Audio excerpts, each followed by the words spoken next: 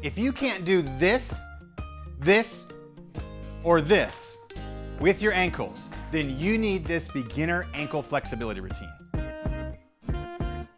Hey there, I'm Coach Tyler from WeShape, where our goal is to help you learn how to move your body better so you feel better in your body. Today we're focusing on a beginner routine to loosen up and strengthen the ankles at the same time. And this is really important because there are 3 common ways that people end up injuring their ankles or knees because of tight ankles. The first way is rolling the ankle either to the outside or the inside, which can happen when you're walking on unstable surfaces. Another way is when you jam the ankle because you don't have as much flexibility through the ankle joint as you possibly can. And the third way is by rolling your toes forward and injuring the top of the foot because you don't have as much flexibility or strength in that range of motion either. So this beginner routine is going to address all 3 of those potential reasons you're getting injured, aches, or pains inside your ankles to help you create more flexibility and more strength at the same time. So follow along. Okay, start in a standing position. And for this first stretch, you're gonna bring your foot right in front of where it was when you're standing, and then you're gonna roll it to the outside like this. Now it's important, as you roll it to the outside, don't just roll your ankle like this, try to drive your pinky into the ground as you roll. You're trying to put actual pressure on the ankle in a way that increases the stretch, which you should feel coming through the top of the foot and on the outside of the ankle. Now hold this position or slowly come out and go back in, doing little tiny movements as you stretch your ankle joint. Now it's really important when we're in these compromising positions not to put too much pressure or not to go too far. Little movements are preferred and only go as far as you feel 100% comfortable. Over time, you can increase the range of motion and increase the pressure you're placing on this particular movement. Now, after about 20 to 30 seconds of this movement, we're gonna bring the foot flat again and we're gonna roll it to the inside this time. Now again, we're gonna be pressing through the ball of the foot and really trying to press the entire foot sideways into the ground as you do this movement. Just like before, you can either hold the position and breathe and relax, or you can come out of it a little bit and just kind of go back and forth, doing tiny movements through this range of motion. And again, this is a very compromising position for your ankle, so don't put too much weight on that foot or too much pressure on that foot until you start building a little bit more resilience over time. You can also use a chair or a wall for support if you're having trouble balancing while you're doing these movements. Now, once you're done with these 2 movements that address the external and internal rotation of the ankle, we can bring that same foot behind us and come into a lunge position.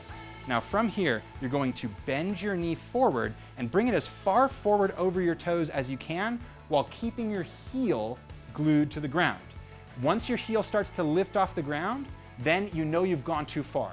You've gone past your flexibility limits. So don't bring your knee forward unless the heel is glued to the ground. Now, just like the other movements, you could bring the knee forward, really getting that stretch, and then come out of it just a little bit. And just forward and out. And if this is too difficult for your quad or your knees or your hips, make sure you use a chair, a wall, or a countertop for support to make this a little bit easier, okay? Once you've done this, going back and forth, trying to bring your knee as far forward over your toes with your heel planted for 20 seconds, we're gonna do the final movement, where you're gonna put the pressure on the top of your toes. So step your foot back, put the pressure on the top of your toes, and really focus on your big toe and the toe right next to it. That's gonna help you feel the stretch coming across the front of the foot all the way into the ankle. Just like before, you can hold this position, or you can just do baby squats dipping forward and backwards, trying to increase the range of motion. And again, don't put too much pressure too fast or go too far too fast. Only go as far as you feel comfortable. And again, this is a very quick stretch, only doing it for about 20 seconds per movement. Now, once you've done this for 20 seconds, come back, take a moment to bring your foot back to the ground and feel the difference between your foot and your ankle of the leg that you stretched and the foot and the ankle of the leg that you haven't stretched.